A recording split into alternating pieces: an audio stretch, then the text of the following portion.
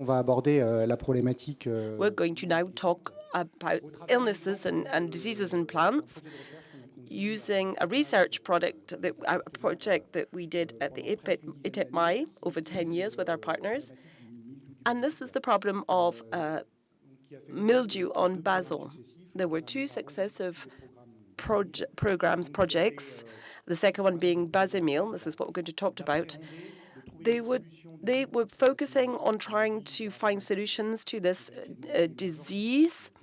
It's no longer an emergent disease, but it was an emergent disease. It appeared in crops in 2003, 2004, if memory serves. And the idea behind the program was to make sure we had all the tools necessary to fight this blight, fight the blight of mildew.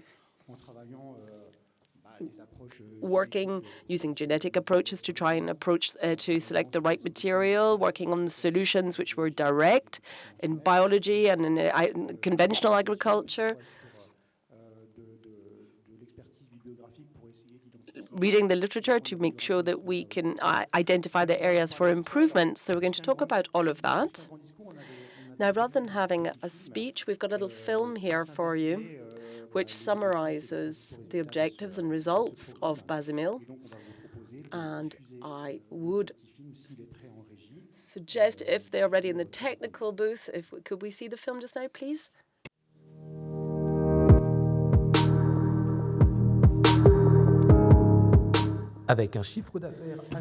With an annual turnover of over 20 million euro, basil is very important for French farmers and producers. But since the early 2000s, mildew has come into play.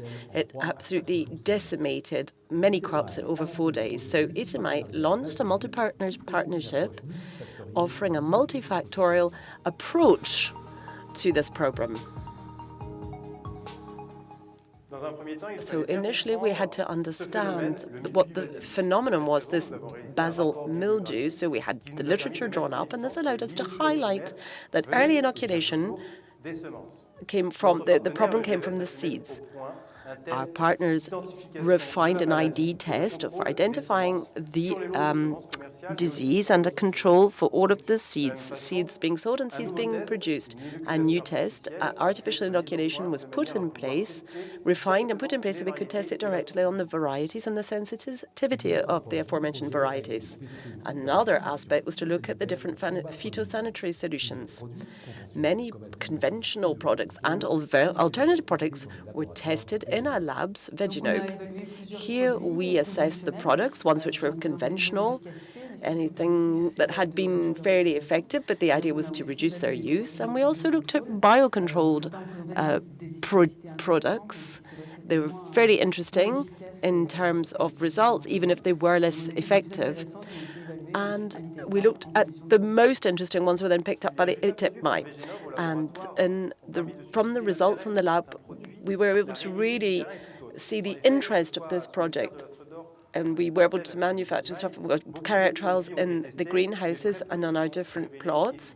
Many responses were tested, but the lack of effectiveness of products against mildew was even more highlighted in the organic field. Now, look, here you've got organic plants in a greenhouse. So here, we couldn't use the little products that were the few products available in the conventional sector for mildew because we're an organic plant, and that is why we tried and we wanted to put in place a kind of prophylactic fight. So rather than making it disappear, we tried to control it. It seems simple. We've got a list of about 20 points for struggling against the apparition of mildew in the greenhouse. So in field or in greenhouse, people participated in the study sponsored by the iteipmai. During the study, the number of prophylactic levers were explained in this descriptive sheet, and this is also available on the iteipmai's site. To go even further in the systemic approach, a mathematical model was highlighted This allowed us to confirm that basil mildew develops like other types of mildew. So we were able to work with others to get their advice on how we can really refine our approach and our mathematical model. And that's where our equation was born. It's going to allow us to quantify the appearance of mildew in terms of, in very normal terms, as you can see in front of you, looking at the weather conditions. And we're able to adequate the equation. And this, of course, is now available on internet for producers and will remain there. This mathematic model allows producers to understand the risk of mildew on their land and to adapt their approach to suit. So the Grand Vert variety is highly represented on the French market. Now, at the beginning of the program, you didn't have this variety, a variety that was really resistant to mildew. So we launched a program of creation, variety creation. We wanted to produce a variety of basil which was going to really resist to mildew. We went to the National Observatory, and we were able to study the collection of basil and able to see, what we could propose in terms of resilient plants through hybridization and fertility. We were able to implement a cycle of inoculation, which was difficult. And of course, we had to suit all different criteria, especially in terms of taste. And there we were able to identify parental clones, which today are the base of our seed production. The variety created, or all the varieties created, will be assessed next year. But the intermediary varieties, compared to the ones which have recently appeared on the market, allow us to confirm that our work is going in the right direction and that the criteria behind these new varieties respond to all the needs of the producers. So here we're aiming at finding solutions for producers and for industrial suppliers by growing varieties which resist mildew and adapting the technical approach and basing ourselves on the mathematical equation to really understand treatment and harvest. It's going to be possible to reduce the risk of mildew and to make sure that the crop can be existent on the long term in France.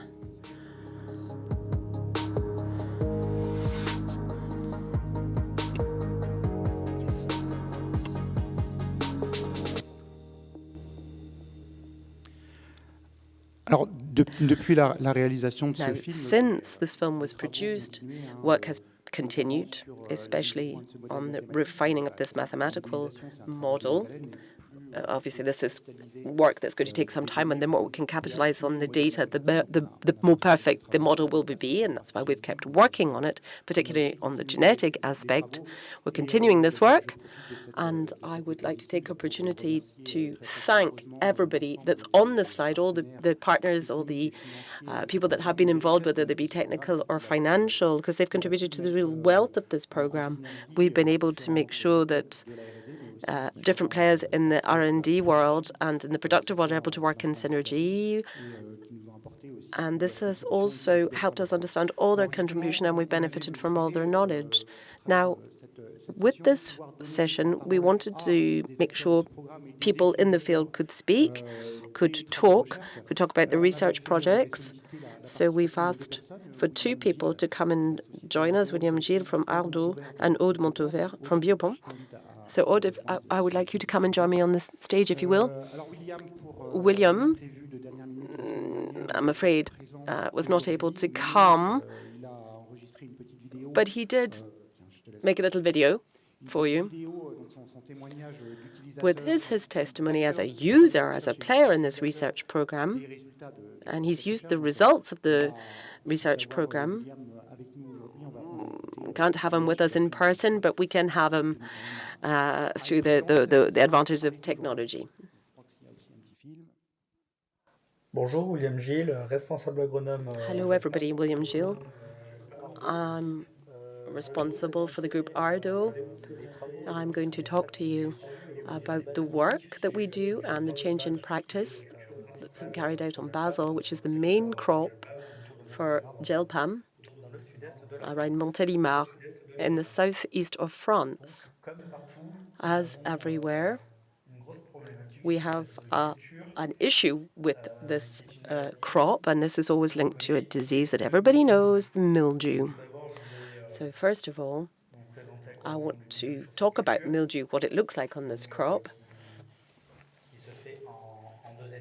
So the detection is carried out over 2 phases. You have to look for the first symptoms, and that is you go into the field, you go and look at the crop, and you look at the yellowing of the leaves. You can see that on the top of the leaves. You can see the light green is becoming slightly yellow. Then, with regards to the cycle, you begin to notice spores on the top of, then underneath the leaves. They seem quite downy, quite furry. And then there's a second stage.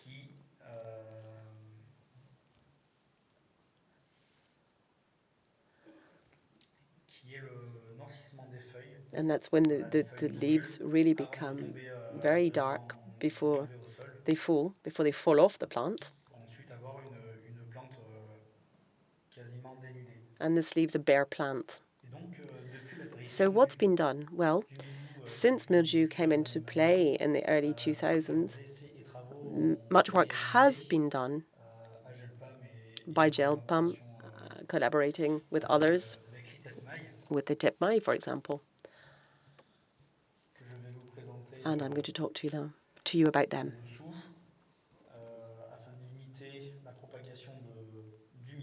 So in order to stop the spread, hinder the spread of mildew and secure our production line, we have carried out, for several years now, fungicide trials.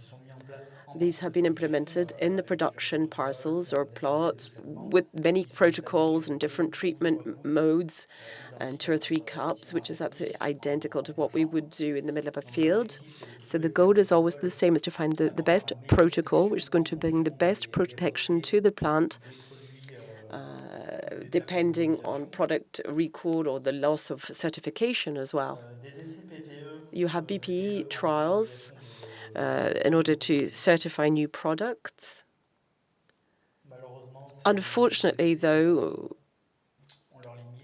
these trials have their limits, and today we've kind of run out of steam. The solutions are decreasing. We have the loss of certification, the reduction of the number of applications, product withdrawal, etc. And I think we know that the certification is extremely complicated to attain these days, and in spite of the anticipation that we might have upstream. So one of the solutions that's left to us today is the selection of tolerant or resistant varieties. And this brings us nicely to varietal selection. Now, the goal of this is what? Well, it's to find new varieties which are tolerant, or as I said, which resist this disease, mildew. As I've already said, the interest behind these new varieties, which would be, resistant, well, obviously, you're going to secure the volumes that need to be produced with the optimization of how they look, the visual quality, and the improvement of microbiology, which is paramount for our clients. And similarly, there is a reduction in the use of phytos. Consequently, then, this would allow us to make sure that the organic basil production evolves, which is fairly limited today because of this disease. Everything is very unstable and costly. This would help us prove this variety when we can choose varieties. So this is the process then. On the photo, you're able to see a plot of land, which is a trial parcel for variety selection. So here are the steps involved. Potentially, what could we do then? We could have trial plots at iteipmai with observation days, tastings, which would allow us then to compare varieties and assess the conformity in terms of morphology, taste, size, mildew presence, the instance of budding when it blooms, etc. And then iteipmai would have a report for each variety at the end of the season, and this would be linked to the observation date. Would pick up on all the selection criteria that I've already spoken about: taste, color, yield, etc. And after that, depending on the selection, depending on trials and tariffs that the seed producers are putting in place, we can then, in a field, in a small area, we could have a trial production plot. We could use these seeds, which would allow us to validate the behavior in real-time conditions, behavior of the plant. And as we're talking about seeds and varieties, then here is a program of varietal creation. This is going to be a bit like the Grand Vert type I mentioned at the very beginning. This is a species which is fairly tolerant to mildew. This has been in place since 2014, at least the program has. The program stopped in 2021. And at the close of this, there was a candidate variety. But given the pressure that mildew puts on producers and all of us, it's been very slow. So in 2002, we were able to test this over 2 hectares, but we felt the impact of a new mildew race. But we did see that this new variety had a better tolerance compared to other varieties, or classical varieties of basil to mildew. We were able to see that the yield was not that bad. It was less. And actually, we saw that regrowth was more limited.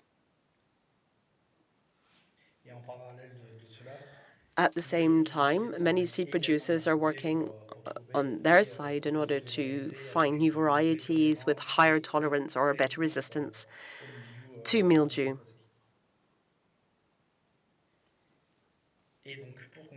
In order to conclude, then, what can I tell you? Well, in 2021, PHILIPPE and Ardo lost 1,280 tons of basil, mainly due to mildew. In 2022, there was a new race or a new breed of mildew, in spite of all the resistant and tolerant values. Well, 100% of the varieties were affected, and they are 5 times more expensive than a classic variety. You have to bear that in mind. We continue to work with seed producers and iteipmai on these new varieties, which we're calling tolerant, mildew tolerant, in order to put them in place in the future. Taking a stance where we're going to put as many tolerant varieties onto the market as possible, protecting them the most reasonable way in order to limit the access of mildew too quickly and the spread of this blight. And this would allow us, again, to secure production volumes, to maintain quality, and once again, principally, reduce the use of phytosanitary products which are used. Thank you very much for your attention, and I hope you have a great day. Alors, on remerciera William pour son témoignage. Donc, on souhaitait justement avoir ce regard. We wanted to have this insight from a professional in the field for basil production in fields, and we also wanted to have the point of view from somebody involved in production of plants in greenhouses. So that's why I asked Aude to join us to talk about the problem in front of her and her colleagues when it comes to producing basil in a controlled environment. So over to you, Aude. You can go up to the rostrum, or you could stay there.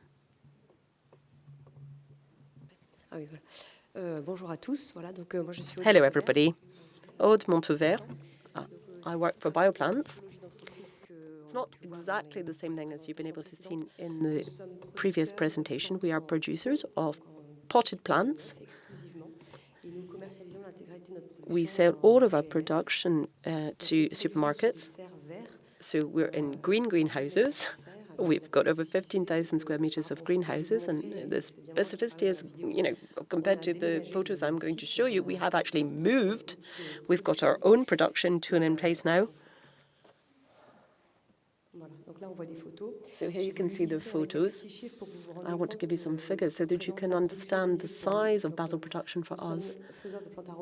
So we produce aromatic plants. Basil is our main plant. It's 45%, I think, of the volumes. And here you can see a photo on the left of a basil greenhouse. That's roughly, I would say, 6,000 square meters. And we've got all our pots of basil there in the same area. It would be very complicated if there was any kind of attack on the basil because, of course, mildew spreads extremely quickly. We have a climate management which is really adapted to this particular basil greenhouse, and that's also the advantage of having all the plants in the same greenhouse. We can choose the climate conditions which best suit the plant. So we're never under 16 degrees a day or night.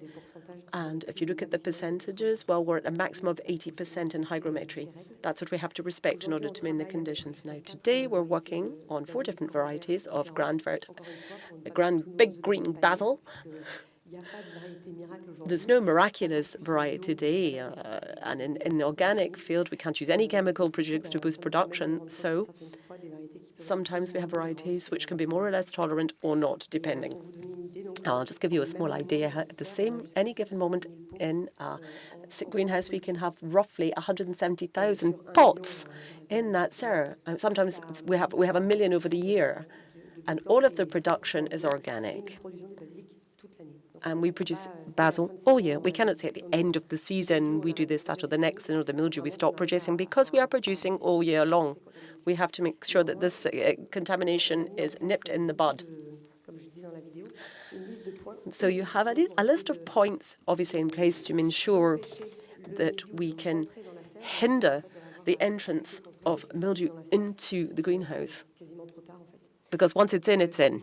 It's too late. And as you heard in the video, this could be measures, everybody wearing hairnets, wearing jackets, having foot washes or shoe washes before you go in, having hydroalcoholic gel for hands, which is quite difficult. You know, we don't let people in when it's very hot. We don't let any visitors in. As I said, the climate is always adapted to suit growth. Dehumidifiers, machines for air. Also, we have to manage watering. It's particularly specific. It's very early morning. That's when we water, so that we don't have to add terribly much over the course of the day. We usually do that at 4 or 5 in the morning. And at about 9 o'clock, we're going to have the spraying. But then we stop everything. At 11 o'clock, you stop everything. All of the plants remain without water until the next day. It gives you the entire afternoon for the soil to imbibe all of the water. On our site, we have an organization that's particularly suited. And given our experience from working before in greenhouses which really didn't belong to us, we saw the damage that can be done by a flow management which was poor. So we have very good flow management, no crossing over, no hybridization, etc. For seeds, we're very careful in the seeds that we buy, that we might take with our suppliers, and we pay particular attention to cleaning and disinfecting all of the crop tables, etc. Now, again, this is organic, so we usually use vinegar, etc., to disinfect them in between rotations. So this works. But I came to the company in 2015, and since then we've had 2 mildew blights. And when it happens, it's not very funny, as I'm sure you can imagine. So thanks to the measures in place, we can actually go for several years without feeling the pinch of this disease. But the 2 main attacks that we had were in 2018 and 2021, and you yourself can see the losses in front of you: 100,000 pots and 130,000 pots.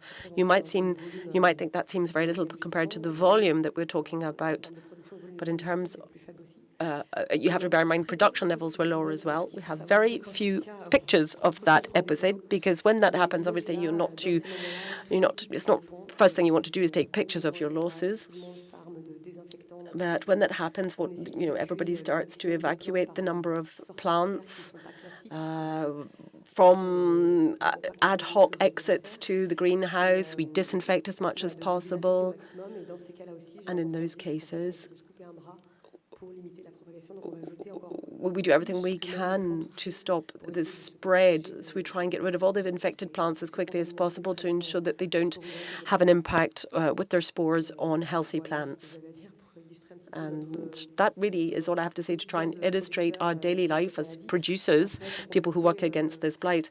If I had to add something, we have been testing the selected this with BASIMIL, the variety selection, but it wasn't terribly conclusive for new because we don't test in real-time conditions. But we have production standards which are extremely demanding because, of course, behind all this, we sell our basil in supermarkets.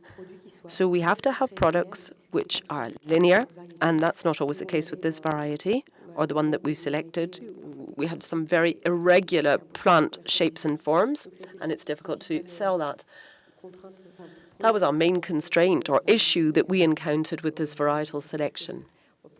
We hope that we can continue in the program and endeavour to find, to set the criteria at a level which allows us to find potted plants which are more linear in appearance. Thank you very much.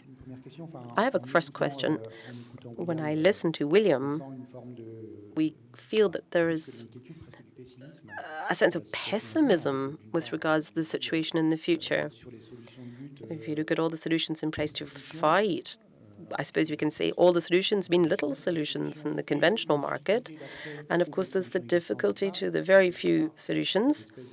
And then there is a kind of race against time which exists between the agent responsible for mildew and the people selectioning the plants.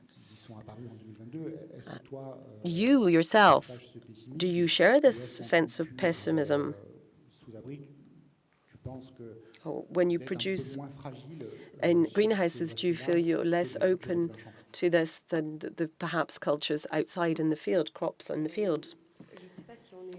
I don't know if we're more fragile or less fragile, but something is sure, we're exposed. The two attacks that we had in 2018 and 2021, they didn't just happen by chance. It's not a year where there was more mildew than any other, but we were more fragile internally. In 2018, for example, we had lots of missing people on maternity leave. And we were less vigilant. It was our responsibility. In 21, we were moving. We had 2 sites to manage. We were running around almost like headless chickens, so it was complicated to be as vigilant as we should have been. So at Bioplants, we're not perhaps quite as pessimist as William, although this blight is a fairly recent disease. It's developed greatly recently. Nevertheless, in Bioplants, we know that if we are vigilant, and all the company is, or at least strives to be, we'll try to be as attentive as possible to the respective measures in place, then we should not be subject to these attacks. I don't know what's going to happen in the future. And of course, we know that we're very privileged. We can't afford to drop our guard at all. We have to continue to look at varietal selection. We have to test. We have to maintain a belief in the project. In BASIMIL, I hope it's going to continue. And afterwards, in terms of prophylactic measures, we have daily observation in place. We add, we're always adding things to the list to make sure we remain hyper-vigilant. In 2022, we saw, for example, mildew in the greenhouse. For the first time, it was restricted to just a few plants. Why? Because we increased the level of vigilance and observation, and we were able to capitalize on what's been put in place. We were able to prevent all kind of risk and danger that would have been placed just by maintaining high vigilance. On the pots, we were in a vigilance red, and of course this didn't spread. It was on a batch of plants, which actually wasn't very pretty to look at anyway. So we managed to save the greenhouse from all being infected. So that's why I just highlighted the importance of our vigilance, being very careful, always being motivated to maintain your levels of vigilance.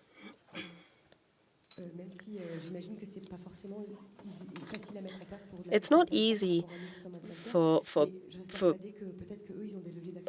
people working in different kinds of like field production. It's not as easy as it is for us in the greenhouse. But we were able to observe it, so we would encourage vigilance everywhere else. Have you any questions now in the room? Or does anybody want to add anything to the debate? Any questions at all?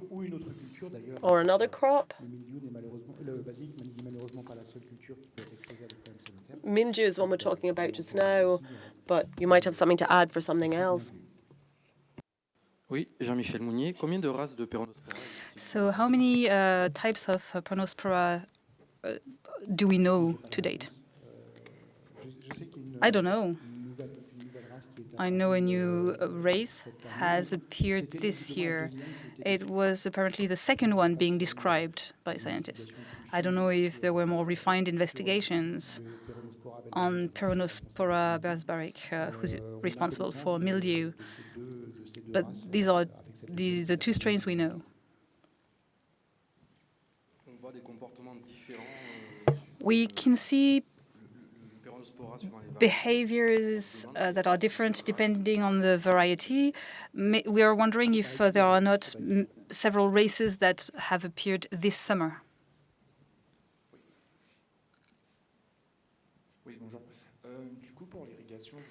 So for irrigation, is it still aerial by air, or did you think about hydroponia or through the pots in order to avoid water on the leaves?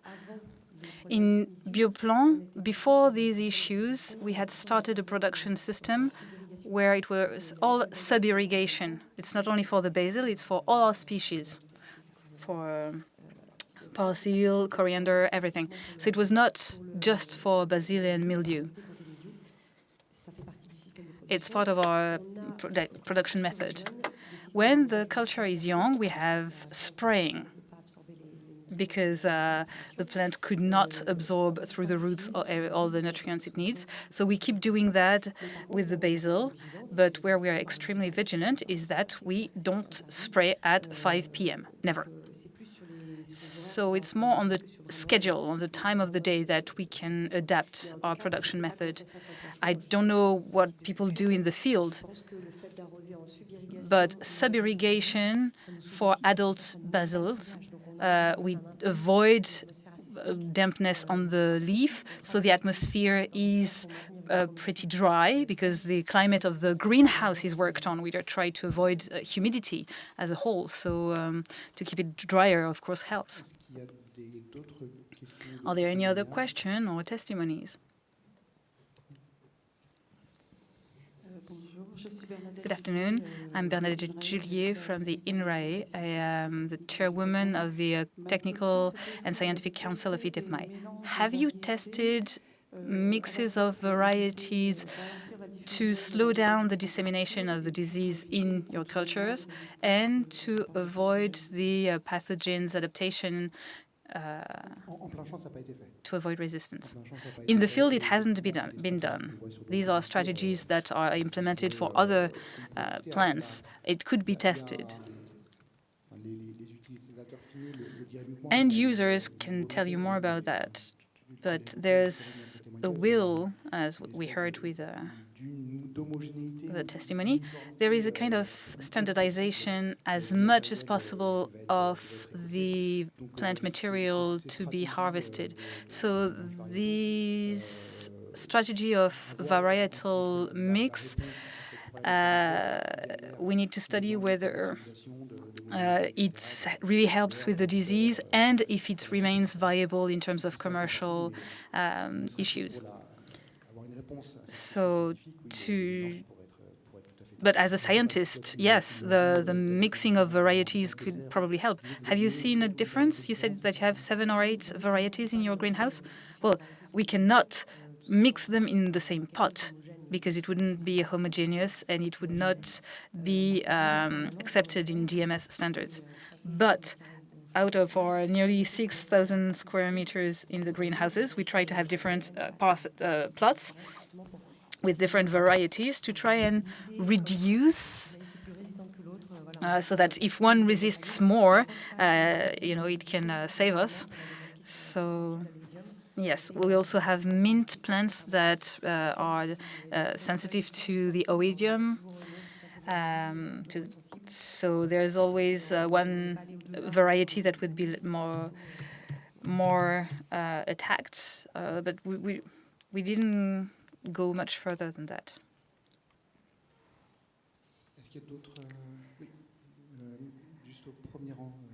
So first rank, there's another question.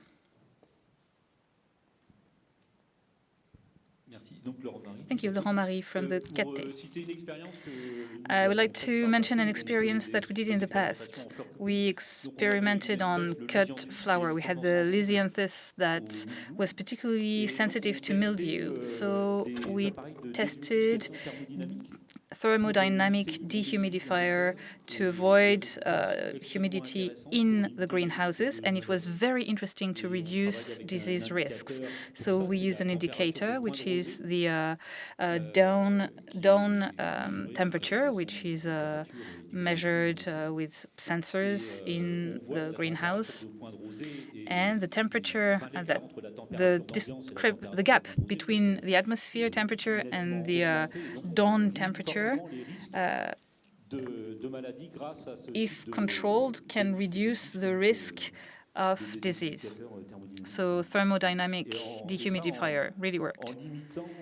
And we did that with economical heating systems. That is to say, we didn't heat the greenhouse as much. Thank you, Laurent, for this testimony. I suggest that we close this morning's session right now. Thank you, Aude. Thank you to all the speakers from this morning.